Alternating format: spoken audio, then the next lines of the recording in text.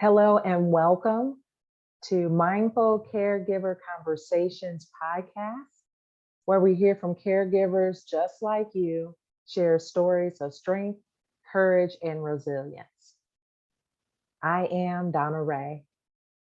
Hello, my people. So excited to be here with you for another episode.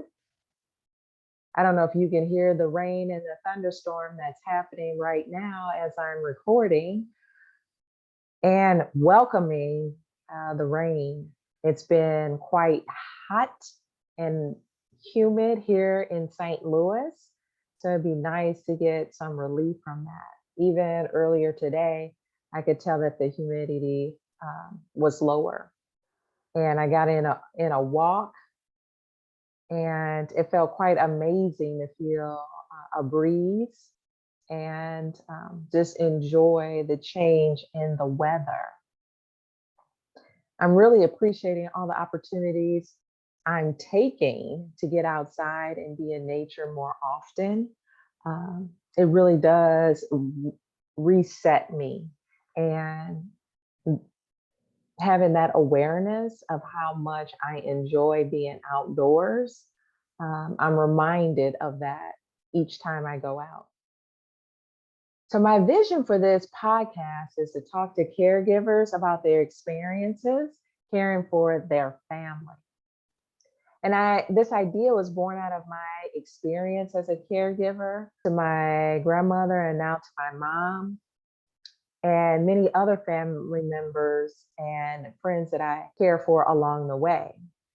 And I didn't quite know that that's what I was doing. Kind of just I stumbled into it.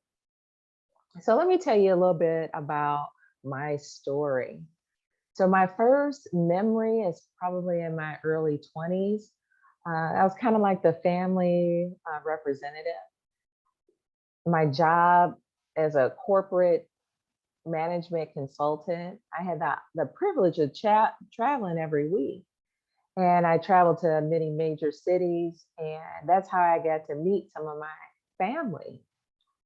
And I can remember visiting when I was traveling out west.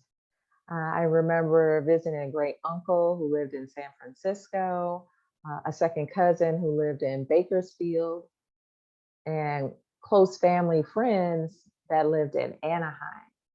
And those trips were very special because I didn't know much about them until I met them. Like when I got there, that's when I got the call from my mom who would say, where are you? And I would tell her, and she said, oh, you have an uncle there, or you got a cousin that lives there. So I didn't even know about these people. And if I did, maybe it was just by hearing names, but they weren't people that I grew up with. So it was just really amazing to be able to go and visit with them and get to know them. My aunt Gwen, who was a great human. I have pictures. I see pictures of her babysitting me and coming to all of my birthday parties when I was a little girl. And she was someone else that, as she was getting older, that I spent a lot of time with, just going to visit, even took her to doctor's appointments, and we spent a lot of time together. And my grandmother, who moved to St. Louis in 2002, I remember all the great times that we had together. We went to the Fox to see live shows. She really enjoyed seeing live productions. Spent time with her going to gospel concerts and going to her favorite restaurant, Red Lobster. And all those instances, I never thought of myself as a caregiver. And now I know that's exactly what it is. So I started this podcast to honor caregivers, folks who don't think of themselves as caregivers. And they may say, I just do what I do. folks who tirelessly every day provide care for their husband who has MS, their adult child who has autism, parents with dementia, or an aging friend. This podcast is for you. So far, I've had the privilege of talking with some friends and family and the opportunity to listen to their story and the people that they care for. And one of the last questions that I always ask, what is the truth? What is something that you would want to share with other people, with other caregivers? And so I wanted to kind of emphasize some of those here in this episode. Everyone is doing their best. So isolation, right?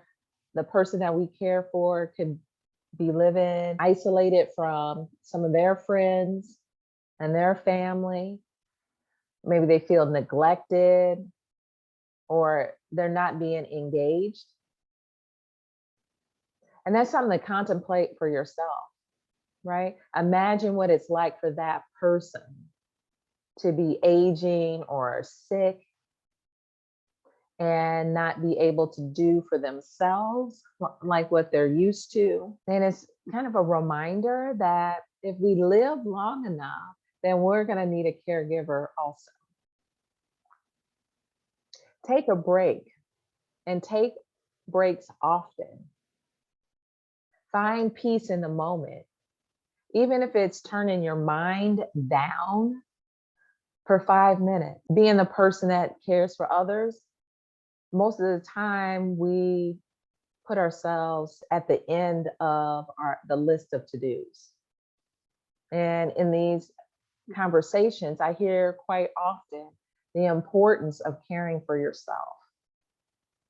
And that looks different for everyone, and it's imperative that that time for yourself is a priority. Have a conversation with the person that you're caring for. So if that's your mom or your dad or your husband, your spouse, and state your preferences, what you will do and what you won't do. Being very clear about what you want your life to be.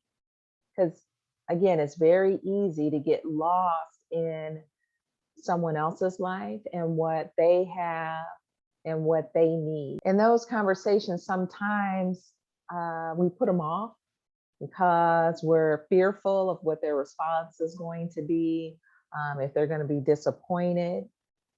And it's necessary because we want to make sure that we're meeting our own needs. And the only person that's going to do that is you. And caregiving is a choice. Caregiving is a choice. You decide what you want to do. And don't worry about what you'll get out of it. Otherwise, that'll lead to resentment. So when we can think of this opportunity of caring for someone, then we'll show up different. We'll participate in their care in a more confident way. And then there's resources, right? Doctors, insurance, agencies, social media, friends, support groups, and coaches. We're in this together. It can be quite exhausting or overwhelming. The stories we tell ourselves about what we do, what we can't do.